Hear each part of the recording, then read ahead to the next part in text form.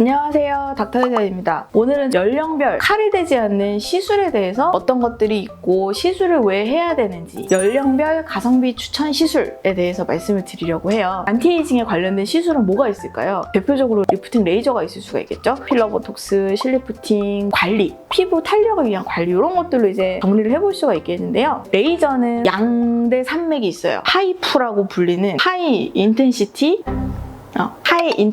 포커스드 울트라사운드라고 하는 하이프, 이거는 고강도 초음파예요. 요런 계열이 하나가 있고, 그다음에 RF라고 얘기하는 고주파 계열이 하나가 있어요. 하이프에는 제일 유명한 것들이 울세라, 슈링크, 리노바, 리프테라, 뉴테라 이런 것들, 약간 볼페임이 생긴다더라 라고 소문이 난 걔네들이 이제 하이프 계열이고, RF 계열 같은 경우에는 써마지나 볼리지오, 튠, 페이스 이런 것처럼 할 때 좀 뜨겁대더라 하는 그런 애들이 이제 고주파 파가 되겠어요. 이 하이프파라고 하는 애들은 얼굴에 윤곽을 잡아준 애들이에요. 볼륨이 좀 크고 저처럼 좀 살도 좀 있고 하신 경우에는 훨씬 탄력을 부여하고 얼굴에 라인을 만들어주거든요. 조각을 하는 것처럼 깎고 올려붙이는 그런 역할을 하는 게 이런 하이프, 고강도 초음파 계열이고, 고주파 같은 경우에는 진피층을 적절하게 자극을 해서 지글지글 콜라겐 생성을 진피 쪽에서 업그레이드 시킨다. 이런 게 이제 목표라서 둘의 타겟점이 약간은 달라요. 고주파 같은 경우에는 진피층에 다이렉트로 열이 가다 보니까 시술할 때 좀 뜨거운 느낌이 나게 되고, 뜨겁던데 이런 말씀을 하시게 되는 거고, 울세라를 대표하는 이 하이프파는 하면 모양이 바로 좀 나오거든요. 턱선도 올라붙은 것 같고 막 이제 얼굴도 좀 작아진 것 같고,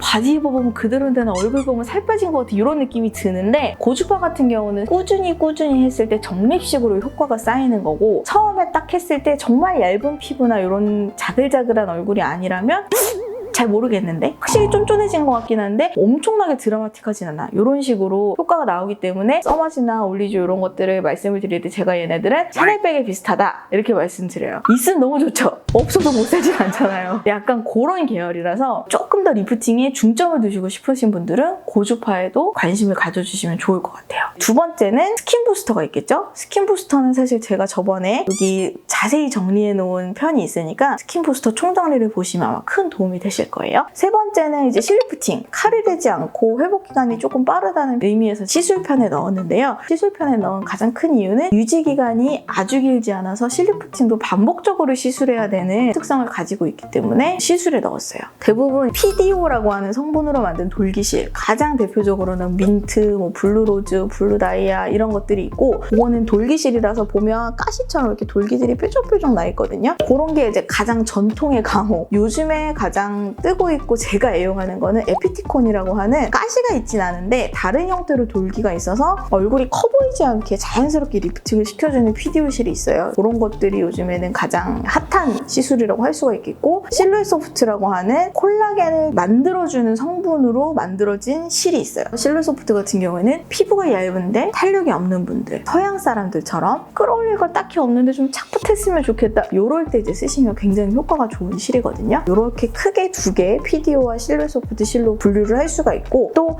굉장히 머리카락보다 얇은 실이 있어요. 보통 모노실이라고 얘기하는데, 이런 거는 촘촘히 한 부위에 넣어주면 그 부위에 탄력을 좀 유지를 시켜주는 역할을 할 수가 있어요. 그렇게 모노실 같은 짧은 실 리프팅도 있을 수가 있겠습니다. 그리고 네 번째, 필러와 보톡스는 말해 뭐하나 싶은 우리에게 가장 친숙한 시술이죠. 이런 필러 보톡스까지 합하면 시술의 세계는 되게 무궁무진해요. 얘네들은 사실 다 아픈 애들이거든요. 아프지 않고 계속 피부의 탄력 관리 있잖아요. 병원에서 하는 관리들. 대표적으로 어떤 게 있냐면 초음파부터 물방울 리프팅이라고 하는 소노스타일러, LDM, 코레지 관리, SPM이라든지 저희 병원에 있는 아프지 않고 받을 수 있는 관리의 영역을 저는 되게 중요시 하는데요. 왜 그러냐면 저 사람 뭐 했지? 그냥 얼굴형이나 이런 거 말고 얼굴에서 이렇게 광이 나고 빛이 나시는 분들이 있어요. 이 마무리는 피부의 텍스처가 어떻게 표현되는지에 따라서 달려있다고 생각을 하거든요. 메디컬 피부 관리도 굉장히 중요한 이런 시술의 한 축에 저는 항상 넣고 있습니다. 항상 고객님들이 여쭤보세요. 이거 하면 효과 얼마나 가요? 이거 한 번에서 쭉 가요? 사실 정답은 아니거든요. 이거는 한 번에서는 절대 영원하지 않고 계속 반복적으로 시술을 해주시는 게 좋아요. 그럼에도 불구하고 불구하고 왜 이런 시술을 하시는 분들이 계시며 이런 시술을 추천을 드리는 이유는 우리가 진짜 궁극적인 안티에이징의 목적을 옷을 한번 딱 만드는 거라고 가정을 그렇게 해보면 옷의 진짜 기본적인 형태 있죠. 재단하고 가봉하고 이런 걸 만드는 게 수술이에요. 그래서 윤곽을 잡는 거고 옷감을 다림질하고 디테일한 주름이나 이런 걸 표현하고 이런 것들을 마무리해줄 수 있는 게 시술 쪽이라고 저는 생각을 하거든요. 너무 기본적인 구조물이 무너져 있는 경우에는 일단 수술로 그거를 회복하시는 게 좋아요. 너무 눈 밑이 무너져 있다든지 너무 여기가 늘어져 있다든지 너무 눈썹이 떨어져 있다든지 이런 것들은 수술로 구조를 변화시킬 수 있기 때문에 이제 구조적인 면에서 이런 거는 접근을 하는 거고 아까 말씀드린 것처럼 옷감을 다리고 디테일을 만들고 좀 섬세한 느낌을 살리는 게 안티에이징 시술들이에요. 젊은 나이에는 대부분 구조도 괜찮고 옷감도 괜찮아서 윤곽주사, 슈링크 간단한 시술로도 쫙 올라붙는 느낌을 가지게 되는 경우가 많거든요. 하지만 세월이 지나면서 옷감을 관리도 안 하고 그냥 풍파에 노출이 다 되고 먼지가 쌓인 채로 두면 나중에 그걸로 나 옷을 한번 제대로 만들어 봐야지라고 했을 때 정말 멋진 핏이 나오기는 어렵거나 약간 아쉬운 부분이 생길 수가 있거든요. 그래서 이렇게 관리를 하시는 것 자체가 정말 멋진 옷감을 만들어서 나중에 수술을 안 해도 되거나 아니면 하더라도 그 시기를 늦추거나 범위를 줄이거나 하는 데는 분명한 의의가 있어서 시술을 꾸준히 하시는 것이 저는 큰 도움이 된다고 말씀을 드리고 있고요. 그래서 미리미리 안티에이징 관리를 잘 하시면 조금만 손대도 옷이 너무 멋지게 나올 수 있고 아니면 옷감 자체가 너무 질이 좋으니까 굳이 손을 많이 안 대도 되고 이런 결과가 나올 수가 있는 거죠.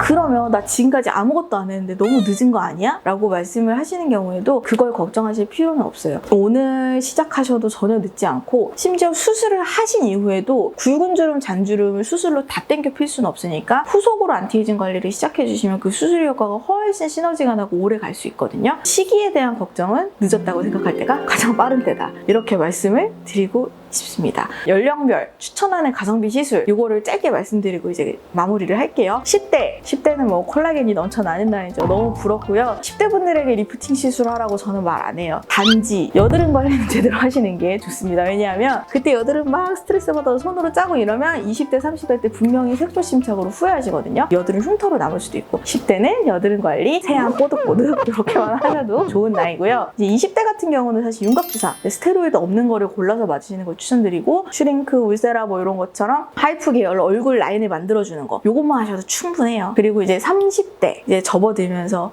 화장품만으로 이게 되는 걸까? 갈색병 없으면 약간 불안하고 이런 시기가 노래하면 스킨 부스터를 해보시면 좀 드라마틱하게 좋아진다는 느낌을 받으실 수가 있고 이제부터 울세라 같은 하이프 계열 그리고 고주파 계열은 깔고 갑니다. 이때부터 언제 하셔도 좋아요. 보톡스도 슬슬 시작하시면 좋으실 때예요. 20대까지는 신경 쓰이지 않던 근육의 움직임들이 30대부터는 주름을 만들거든요. 보톡스를 시작하셔도 좋으실 나이. 40대부터는 위기의식을 약간 가지고 오세요. 어떻게 좀 해야 될 것 같은데 이런 생각으로 이제 병원을 찾아오시는 분들이 많으신데 이때부터는 고주파 관리를 꼭 추가하기를 추천을 드려요. 진피층이 이제 늘어지기 시작할 나이거든요. 하이프 계열과 고주파 관리를 함께 컴비네이션해서 시술을 하시는 거를 가장 추천을 드리고 안티에이징 목적을 위한 필러나 실리프팅도 40대부터 시작하시기에 무리가 없으세요. 30대도 뭐 마찬가지지만 그리고 50대 이상부터는 수술이 조금 더 드라마틱한 효과를 낼 수 있는 시기이기는 한데 시술을 하시더라도 울세라 같은 걸 하실 때 300샷, 200샷 이렇게 하시면 정말 효과 못 보시거든요. 차라리 샷수를 확 늘리셔서 5,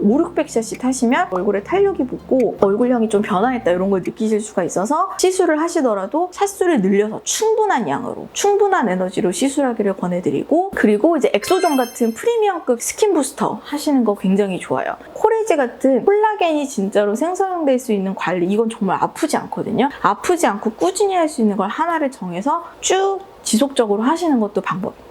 공부에도 왕도가 없듯이 이런 안티에이징에도 왕도가 없어요. 시술의 효과를 보시고 싶으시면 가장 중요한 건 제가 꾸준함이라고 말씀을 드리거든요. 제 얼굴이 약간 산 증인이긴 한데요. 애 낳기 전보다 얼굴형이 좀 좋아졌어요. 저도 꾸준히 제가 관리를 하고 해서 꾸준함의 효과를 믿고 권해드리는 게 이 시술이기 때문에 하루하루 내 미래를 위해서 조금씩 정립을 해간다라는 생각으로 접근을 하시면 분명히 10년 후에 후회하지 않으실 거예요. 이 정보가 도움이 되셨다면 구독과 좋아요를 눌러주세요.